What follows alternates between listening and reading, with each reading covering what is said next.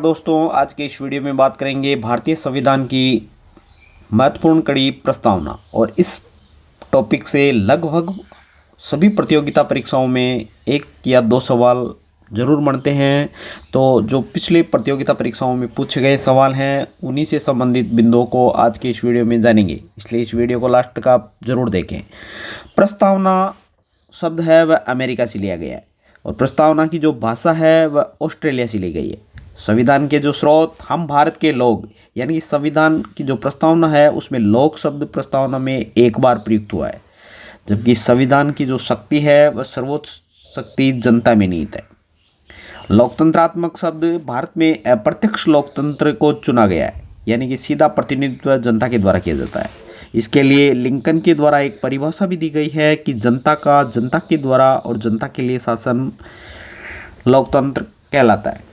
गणतंत्र रिपब्लिक, भारत एक गणतांत्रिक राष्ट्र है जो कि 26 जनवरी 1950 को जिस दिन हमारा संविधान लागू हुआ था उसी से भारत एक गणतंत्र राष्ट्र के रूप में जाना जाता है।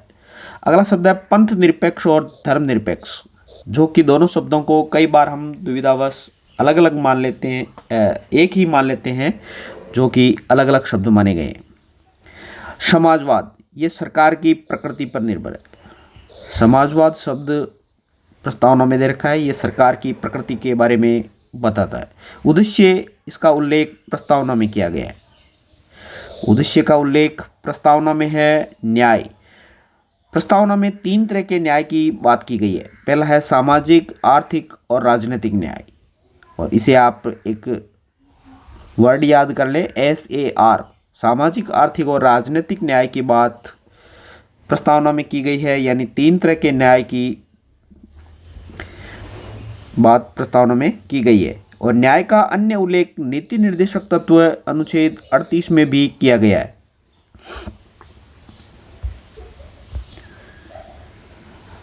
अगला प्रस्तावना का शब्द है स्वतंत्रता। स्वतंत्रता प्रस्तावना में 5 प्रकार की स्वतंत्रता बताई गई है। पहली स्वतंत्रता है विचार, दूसरी अभिव्यक्ति, विश्वास, धर्म और उपासना, यानी कि 5 प्रकार की स्वतंत्रता का उल्लेख प्रस्तावना में किया गया है, जिसे आप एक वर्ड याद कर ले, VAVDU। विचार, अभिव्यक्ति, विश्वास, धर्म और उपासना की स्वतंत्रता, 5 तरह की स्वतंत्रता का उल्लेख प्रस्तावना में किया गया है।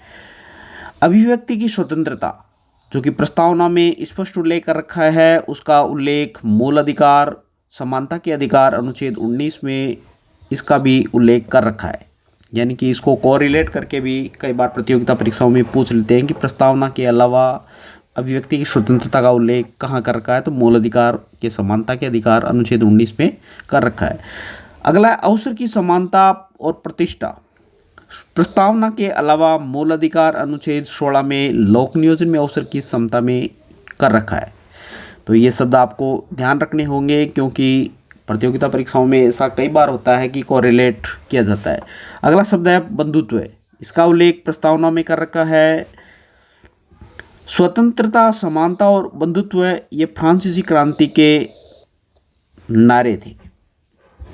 यानी बंधुत्व शब्द जो कि प्रस्तावना में उल्लेख है, उसका अन्य उल्लेख अगर पूछा जाए तो फ्रांसीसी क्रांति का नारा भी बंधुत्व से जुड़ा हुआ है।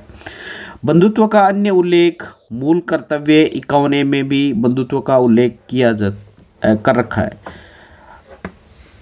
प्रस्तावना में अंतिम जो शब्द दे रखे हैं, अंगीकृत, अधिनियमित और आत्मार्पित, 26 नवंबर 1950 को इसका उल्लेख प्रस्तावना में कर रखा है।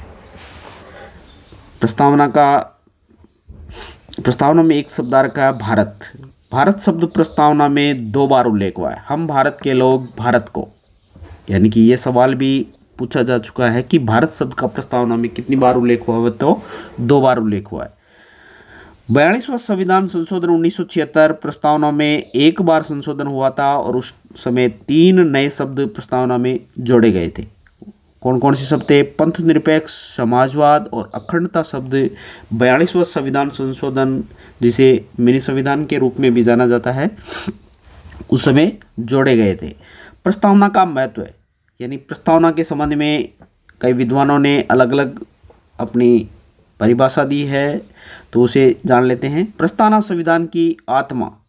प्रस्तावना को संविधान की आत्मा ठाकुरदास, भार्गव और नेहरू के द्वारा किया गया है। प्रस्तावना को संविधान की आत्मा ठाकुरदास, भार्गव और नेहरू के द्वारा कहा गया है। प्रस्तावना संविधान का महत्वपूर्ण भाग है, यह भी ठाकुरदास, भार्गव के द्वारा कहा गया है। प्रस्तावना संविधान की जन्म कुंडली। के मुंशी ने प्रस्तावना को संविधान की जन्म कुंडली कहा था। प्रस्तावना संविधान की कुंजी या कीनोट। यह अर्नेस्ट बारकर, एक विदेशी विद्वान हुआ था, उसके द्वारा संविधान की कुंजी कहा था प्रस्तावना को, अर्नेस्ट बारकर के द्वारा। प्रस्तावना संविधान का परिचय पत्र या I card, N A Palkhivala के द्वारा यह परिभाषा दी गई है। प्रस्तावना संविधान की राजनीतिक कुंडली, के मुंशी के द्वारा प्रस्तावना को राजनीतिक कुंडली कहा गया है। प्रस्तावना की संविधान की प्रस्तावना उद्देशिका का आधार पंडित नेहरू के द्वारा जो उद्देश्य प्रस्ताव प्रस्तुत किए गए थे वही प्रस्तावना या उद्देशिका का महत्वपूर्ण आधार माना जाता है। संविधान शरीर है तो प्रस्तावना उसकी आत्मा, प्रस्तावना आधारशिला है तो संविधान उस पर खड़ा अट्टालिका। इस प्रकार की जो परिभाषा है वह सुभाष कश्यप के द्वारा दी गई है। प्रस्तावना से संबंधित महत्वपूर्ण वाद जो कि कई बार प्रतियोगिताओं में पूछे जा चुके हैं, तो इनमें महत्वपूर्ण वाद है बेरुबाड़ीवाद, जो कि इसमें स्पष्ट कहा गया था कि प्रस्तावना संविधान का भाग नहीं है। जबकि उसके बाद में 1973 में केशवानंद वर्सेस केरल निर्णय 1973, इसमें स्पष्ट मान लिया गया कि प्रस्तावना संविधान का भाग या अंग है।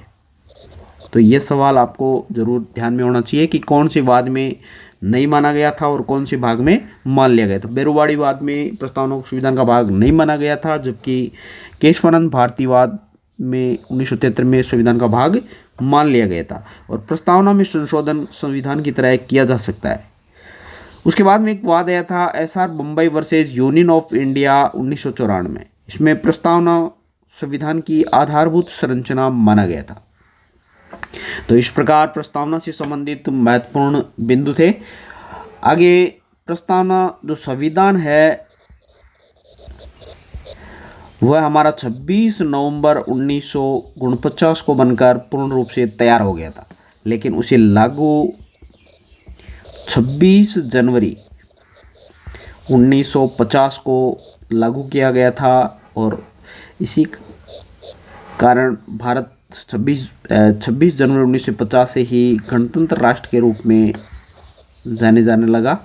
तो आज के इस वीडियो में अपन ने प्रस्तावना के संबंध में महत्वपूर्ण बिंदुओं के बारे में चर्चा की। उम्मीद करता हूँ यह वीडियो आपको अच्छा लगा होगा। अगर वीडियो अच्छा लगे तो लाइक, शेयर और सब्सक्राइब जरूर करें ताकि इसी प्रकार के शॉर्ट वीडियो आपको मिलते रहे। Thank you.